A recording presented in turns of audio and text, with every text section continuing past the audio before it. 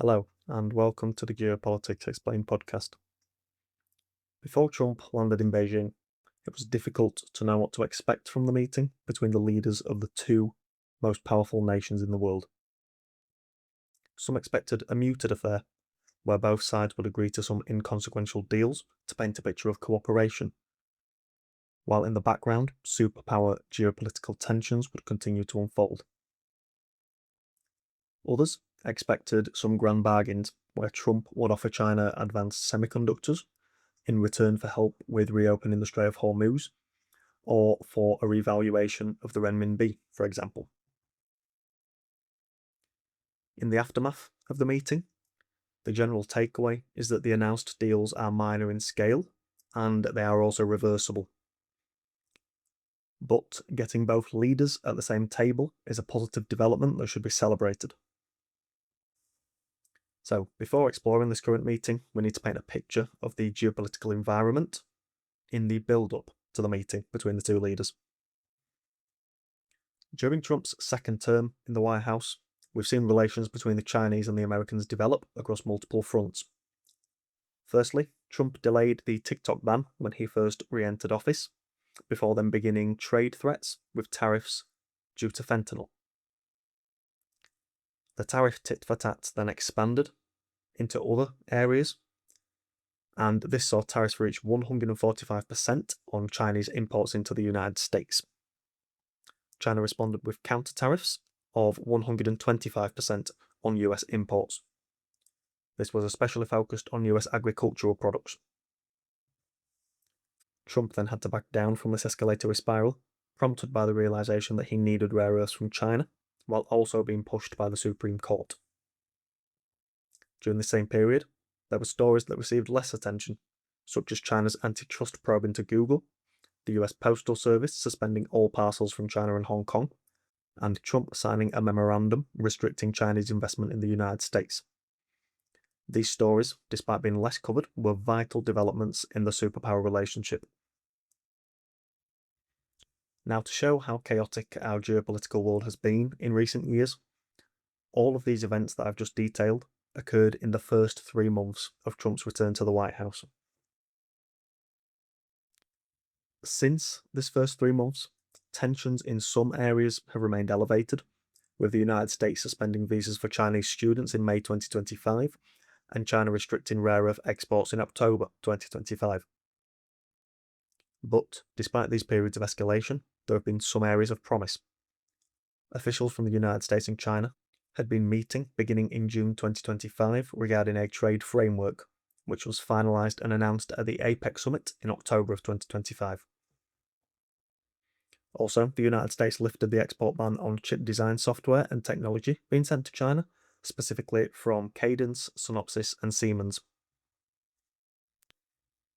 It seems that Trump recognised that he went in far too aggressively against the Chinese initially, before then realising that the Chinese hold far too much power in global supply chains.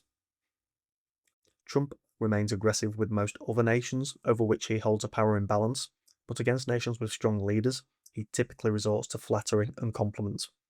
It's exactly this that he did with President Xi.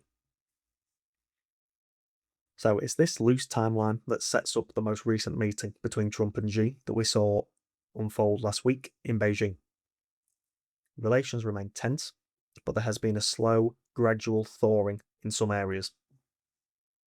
So, before discussing the key takeaways, what forces were unfolding in the background of this meeting that affected the proceedings?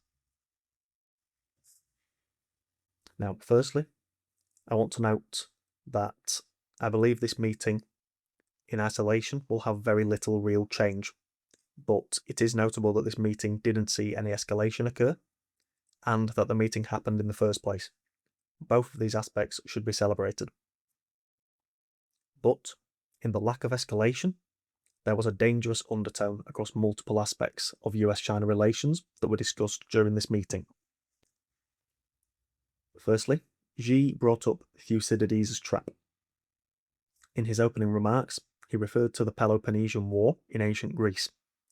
This was a decades-long war between Athens and Sparta. Thucydides was a historian who stated that the trap referred to the idea that rising powers threaten to displace ruling powers. Often, the ruling power is one that is stagnating or declining, and so they can't keep up with the naturally accruing advantages that the rising power possesses. As a result, on some occasions throughout history, the ruling power has pursued aggression and war against the rising power, hoping to extinguish their rise before it has occurred. During his speech, Xi asked whether, quote, China and the United States could transcend the so-called Thucydides' trap and forge a new paradigm for major power relations.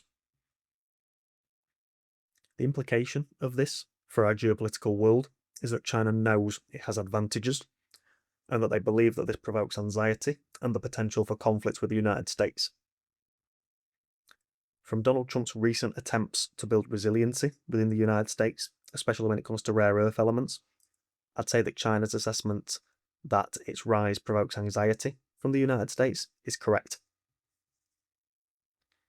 But also, because modern-day conflict spans multiple realms, we already know that conflict is occurring between the two nations. It just doesn't resemble the man-on-man conflict seen in previous occurrences of Thucydides' trap. Today, both sides tussle in the cyber realm, in espionage, which Trump openly admitted both sides do, and also in technology, trade, and finance.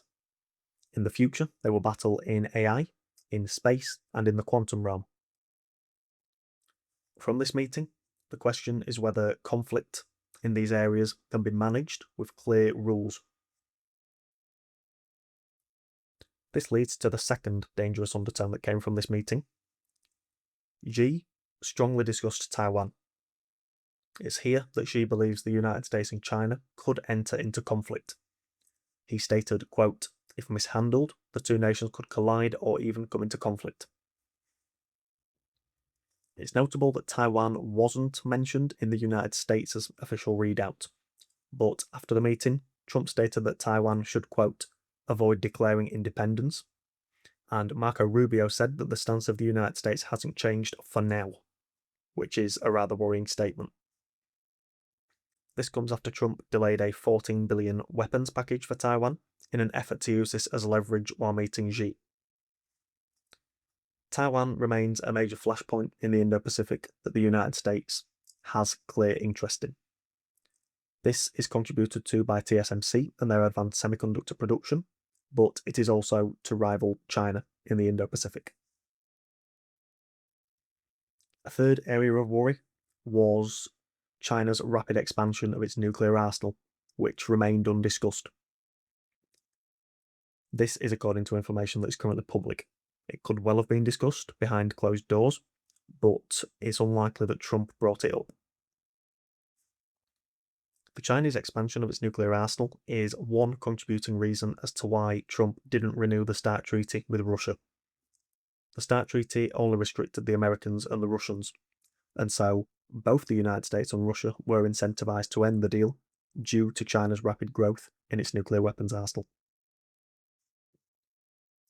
Now, despite these worries and these background forces, at the state banquet, the Chinese leader did consider that the United States and China could manage this friction. He said, quote, achieving the great rejuvenation of the Chinese nation and making America great again can totally go hand in hand and advance the well-being of the whole world. So, from this statement and from the meeting in general, we seem to be in an environment where we are walking on eggshells and seeing what happens next. After periods of escalation in the past, and with how complex modern-day warfare can be, some vigilance is likely necessary from both sides. Now, one promising aspect from this meeting is that it set up more meetings in the future. Xi is expected to travel to Washington in September, and then we have the APEC Summit in November and the G20 in Miami in December. If this meeting was the start of a potential positive trajectory, then this meeting will have extreme relevance. But from the takeaways and the deals that were made during this meeting, in isolation, I can't see this meeting alone moving the needle in relations between the Chinese and the United States. Now, for what deals we saw formed between the Chinese and the United States, I will discuss this in next episode on Friday. I was going to discuss the Trump-Xi meeting in one episode, but I found these background forces far too interesting not to discuss. And so, next episode, we'll dive into the details that were agreed upon and how this will drive relations between the United States and China as we look forward towards these future meetings between the two nations for the rest of this year. That's all for today. If you enjoyed this episode, please consider leaving a review on the podcast platform of your choice. I've been Dylan, and I'll talk to you next time.